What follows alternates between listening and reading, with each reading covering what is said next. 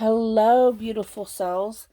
Y'all, my soul family, I love y'all so much. Thank you so much for watching the video.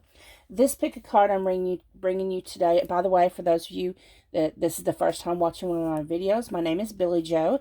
It's so nice to meet you. This pick a card reading I'm bringing you today is to help those who's on a soul connection journey. What do you need to learn on your end? What lesson do you need to learn, or what do you need to heal from? What do you need to do on your end for union? What do you need to do to come into union? Okay. So I have 3 piles for you to choose from. I have used I'm using the crystals that me and Brittany Smith from Cancerian Clairvoyant are doing for a giveaway. They come in a cute little drawstring bag. They are the lapis lazuli, the rose quartz, and the amethyst. 1, 2, and 3. Of course, talking about the stones, if you would like to get your free gift of a little bag with 3 of the stones in it, 1 of each of those, all you have to do is follow the link down in the description box. It is for U.S. residents only. And you do have to pay $3.99 shipping and handling. Okay. Also, I want to tell you before I get started, you can concentrate on your pile while I'm talking if you'd like. Or pause the video. So, whatever. I did open my Patreon page. I'm so looking forward to everything I'm planning on offering y'all. I'm really excited. And of course, those of you who miss my down and dirty erotic pick-a-cards, those are going to be on the Patreon. So come on over and join me on my page. I would love to have you. And if you would like a personal reading, you can look down in the description box. All the information will be down there on how to contact me, how to make payment, different types of readings, etc., etc. So, let's go ahead and get into this reading and see what you need to do for union. Okay. If you have not subscribed yet, go ahead and hit that subscription and the notification bell. So, those of you who picked pile 1 with the lapis lazuli, put them back in the little bag.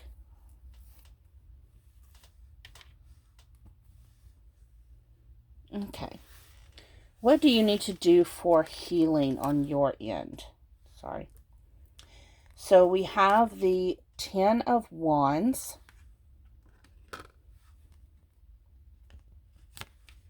the Hanged Man, the Lovers, 2 of Earth, 4 of Air, 10 of Earth, Teaching, and Ancient Wisdom. Okay. Wow. So, we're off to a really good pick-a-card reading here. Right off the bat, the very first pick-a-pile, y'all are really, really close to union. You have the Lover's card right here. I mean, oh my goodness. And then you have the 10 of Earth, which pretty much means everything is coming together. Okay. So we have the 10 of Wands. Now the thing about the 10, of course, as we know, 10s are endings of cycles. So this cycle you've been in, the karmic cycle you've been in, is coming to a close. You know, this stress and struggle that you've been going through. There will be a pause, a time with a standstill, before you do come into union, though. This pause is just simply to help you to come into balance. So the 2 of Earth, it's like the 2 of Pentacles. Sometimes this represents juggling, but to me, I'm more sensing coming into balance, being able to balance. Because if you rush from the anxiety cycle you've been into and just rush into, you know, the lovers without this little pause, then you're gonna lose your balance. You're gonna lose those pentacles that you're juggling. Okay, so you're gonna have to take a pause. We do have the Four of Earth here, which when I see this card, I hear that dreaded two words, divine timing. But everything's coming together. Everything's starting to align and come into, everything is structured like it's supposed to. Everything's happening like it should. Everything is coming together. You have teaching, but to me, the more what I'm sensing is, this is, to me, I'm seeing the tree of life in my mind. And the thing about the tree of life is the roots are so deep. Not only do the roots spread out deep and wide, but so do the branches. And the thing about the tree of life is it's never ending. It is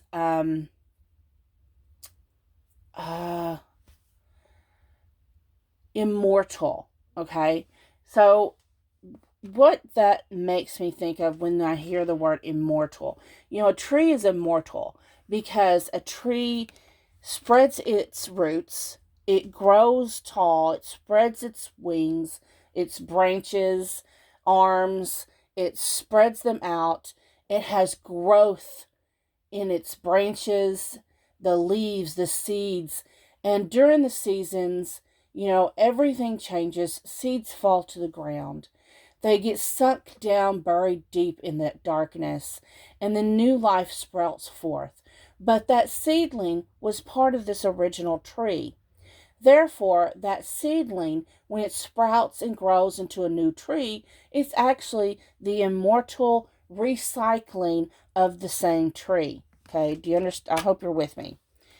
And then you have ancient wisdom. So this tree, as it's growing, it has that ancient wisdom from the original tree still in its DNA structure, still in its genetic code. It's buried deep. So what I'm hearing, what you need to do, what lesson you need to do, I'm hearing things you could do is do guided meditation for researching your Akashic records. You can get hypnosis for that, to where you can access your Akashic records. Go deep into your ancestry and your DNA and find out who you really are at your core. Okay? And pretty much on your end, this doesn't have to do with you and your counterpart. This is just for you. And y'all's really there. You're almost there. This is just telling you to dig a little deeper, learn a little more, go a little bit further. Okay, I hope this resonated. If it did, please like, share, comment, subscribe. I'm going to get moved on to those that picked pile 2. Hello, those that picked pile 2 with the rose quartz. I almost said crystal. The rose quartz. Okay, so what do you need to do on your end to come closer to union?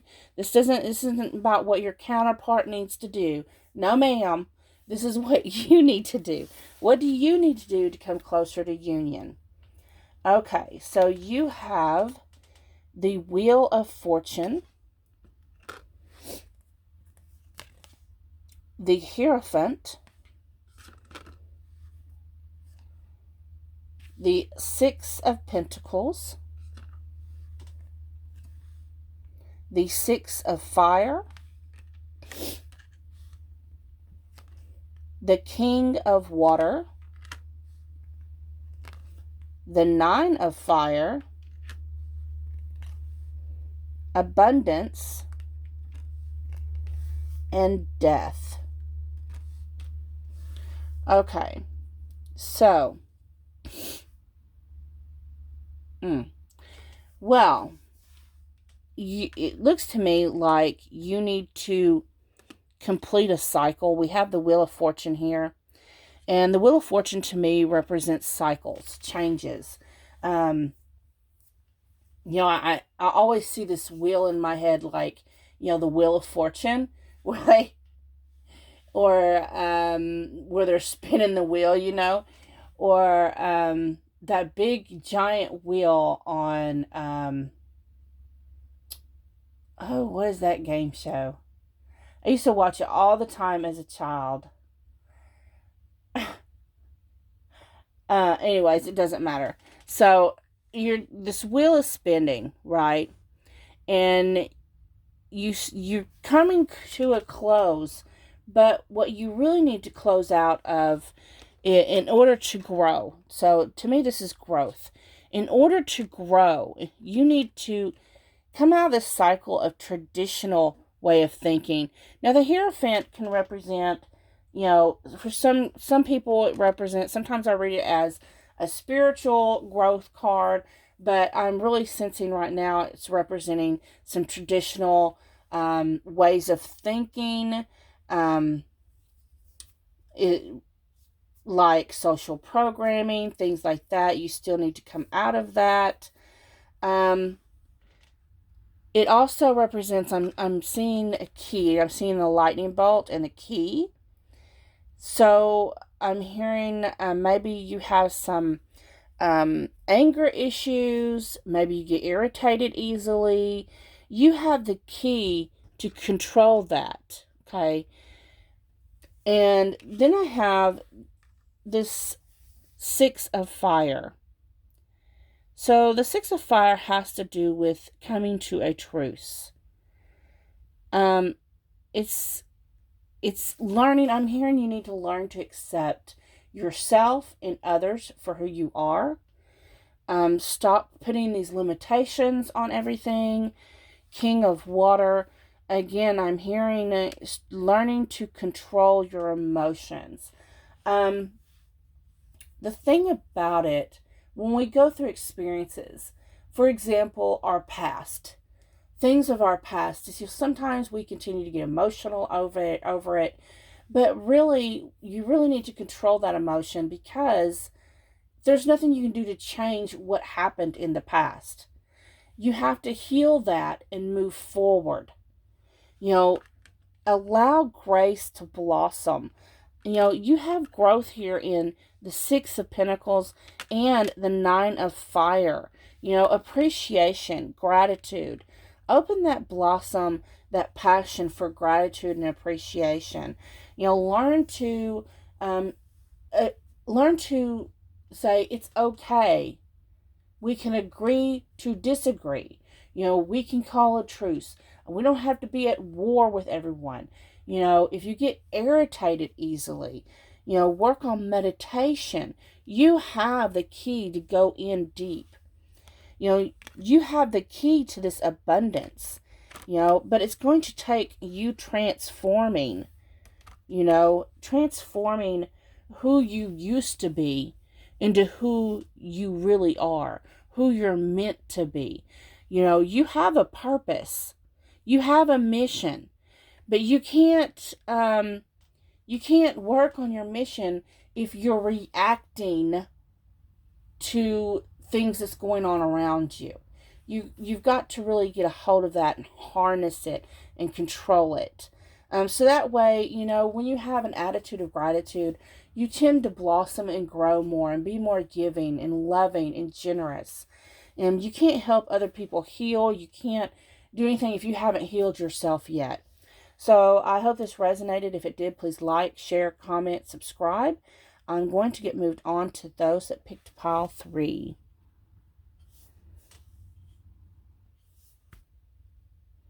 Hello, everyone that picked pile 3 with the amethyst. So what do you need to do on your end? What lessons or what healing do you need to do on your end for you and your counterpart to come into union? Now, I want you to understand, and I was thinking about this when I just got done reading pile 2. The thing is about this isn't a lovey-dovey reading. This is a reading for those that want to really do the work. Okay? To come into union means you working on yourself, not working on your other person. Okay, so what do you need to do yourself for your spiritual growth so you can come into union? So we have the 8 of Cups, the 7 of Pentacles, number 8 for justice, 10 of fire, number 2, the maiden, number 11, intellect, honoring your energy, and discernment. Okay. So for those of you that picked this pile, so I have this 8 of Cups here, which, usually represents walking away from things that no longer serve you, right? But what are you needing to walk away from? Well, if you look at the bottom of the card, there's all these broken cups. It looks like glass that's been shattered. Think about glass that's been shattered. It's got shards. It's got sharp edges. What I'm seeing in my head is like, if a cupboard fell over and you got all this wine glasses and things, and they shred, and then some of them you've got the whatever, I can't think of it. Y'all know I'm always forgetting my words. But the point is, even these mountains have sharp edges. So you still got some, edges you need to smooth out from trauma that you've experienced. This can be heart trauma. This can be body trauma. This is just past experiences that have deeply wounded you and caused you to be, when I see sharp edges, I'm thinking of someone who's very protective of themselves, very guarded. You got the sharp edges of the cut glass pointing outwards, so no one can touch you. No one can hurt you anymore. You're fractured. But you know what the thing is about being fractured? It's so beautiful. Because when you put the pieces back together, you still got the scars there, but it shows what you've went through. It's beautiful. It helps you blossom and grow into someone who see someone that's going through that, and you can help them. You can help them heal because you've healed what you've been gone through. But to do that, you have to smooth out your sharp edges. You have the 7 of Pentacles here, which is growth. You sharpen out your edges, you're going to start seeing growth. You're going to come into balance. We have the Justice card here, which represents karma to me. So part of your karmic cycle is coming into balance with yourself, inside yourself. I'm sensing those that picked this deck, you've gotten to a place where maybe you've had your guard up for so long. You're tired of carrying that heavy armor. You got a soft heart, but you got this shell so thick around you. I'm not just seeing a wall. You don't just have a wall up. You got the brick wall, you got the cement wall, you got the concrete, you've got the bricks, you've got the bars, you got the padlocks, you got the bank vault door. It's all in layers that's got to be torn down, because inside you're looking outward and thinking, oh, I understand what they're going through. I would like to help them, but what if I let them in and they hurt me? You've got to get this soft heart and that hard shell into balance. There's nothing wrong with having a little bit of hardness, knowing how to protect yourself. There's nothing wrong with, standing up for who you are and standing up for yourself. But there's got to be a balance in that. You know, here you are, you have the 10 of fire. The 10 of fire has to do with self-mastery. So it's telling you you need to, master yourself. You need to do some more meditations. That's what I see when I see all these lined up chakras here, is learning self-mastery through meditation. Then you have the maiden. The thing about the maiden is the maiden's all about self-discovery. And lots of times that self-discovery is through sexuality. She's very fertile. She's very sensuous. But she's not in a conniving or manipulative way. It's all in a pure, innocent way of self-discovery. Okay? And allowing herself to blossom. The softness. You have the hardness here mixed with the softness. And it's just, making it come together. The emotion intellect card to me is an equal logic thinking, heart thoughts with brain thoughts, logic thoughts, coming together in union, coming together and blending well in everything. This is going to help you grow power. This is going to help you powerfully. You're going to be such a powerful light worker. And yes, I'm hearing light worker. You're going to be so powerful. You're going to help other people grow vines and sprout and be their best selves. Because you're going to be this light here that's feeding them warmth, feeding them nutrition, vitamin D. You're going to be the people's vitamin D. Because you've got the fire. You've got the pure of heart. You just got to take down these rough edges. Just smooth them out a little bit. Your armor doesn't have to be so heavy. Just smooth it down a little bit. Use your discernment. You have a strong discernment. You know who you want to help. You know what you want to do.